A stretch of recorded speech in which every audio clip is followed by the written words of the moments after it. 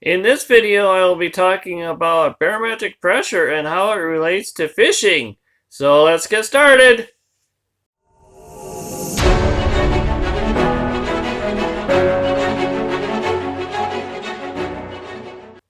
Hi there, I'm Glenn from Golden Eagle Outdoors. If you'd like to see more videos like this one and get more fishing tips Minnesota style, make sure you subscribe.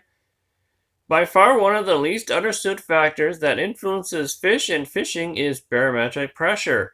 Most anglers have heard the term a million times on the evening weather report and even listened as other anglers blamed or credited air pressure for affecting their success.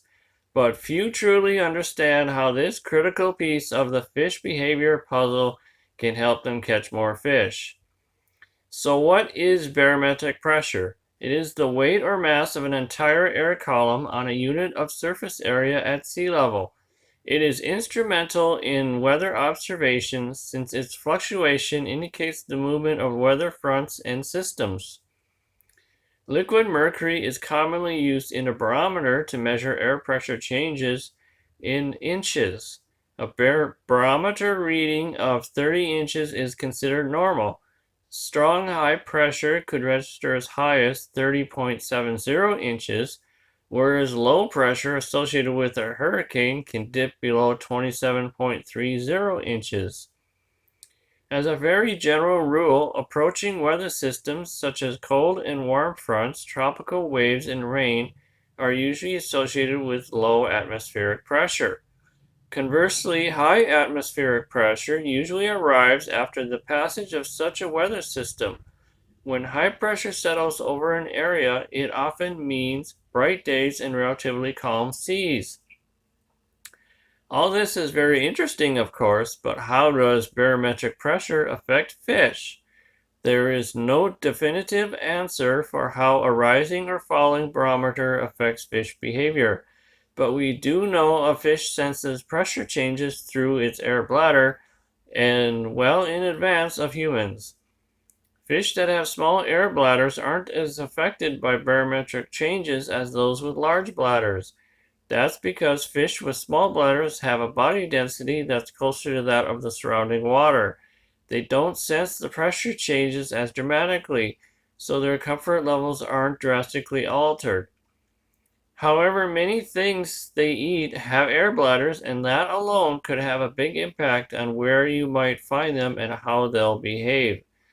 Fish with large bladders quickly sense when the air pressure is dropping because there's less pressure on their bladder. And when there's less pressure squeezing their bladders, the bladders expand a bit. When their bladders expand, fish become uncomfortable. They relieve their discomfort by moving lower in the water column or by absorbing extra gas in their bladders. Because of the anatomical and physiological stresses exerted on them, they are not worried about eating.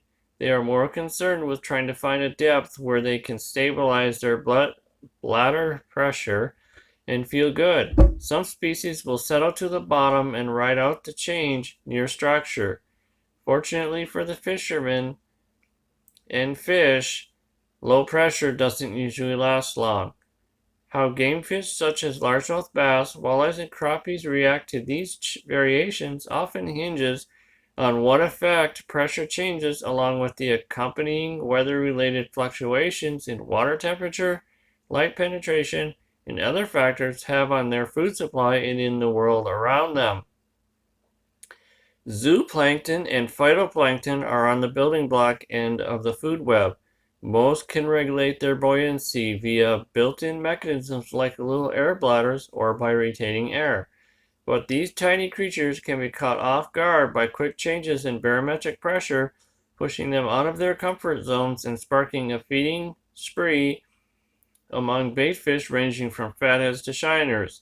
It doesn't take long for bigger fish such as crappies, bass, or northern pike to join the fray and feast on the schools of hungry minnows. In fact, many game fish respond to pressure upticks and downturns by strapping on the feed bag. It makes sense because they are designed to handle far greater depth-related pressure variations, which they routinely encounter. when moving up and down the water column pursuing prey. Small air pressure changes are of little physical significance to larger fish other than signaling increasing feeding opportunities and perhaps the approach of foul weather. It also helps explain why a rising or falling barometer often coincides with fine fishing. While much has been said about barometric pressure changes, it's worth noting that some of the most reliable fishing action occurs when the pressure has been steady for several days or more. Extended periods of fair weather allow fish to find the best blend of ideal water temperature, dissolved oxygen levels, light penetration, and other factors, and then fall into predictable feeding routines. Fish are much more comfortable when there's stable high pressure and tend to feed actively most anywhere within the water column. Then a cold front heads our way.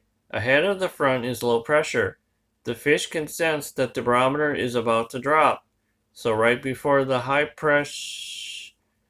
pressure begins to dissipate and the barometer falls, the fish respond with a change in feeding patterns. They'll often feed heavily right before the pressure drops.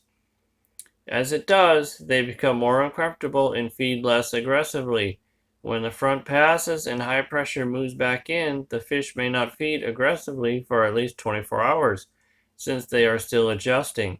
However, it's a different story a day or two after a high settles back in.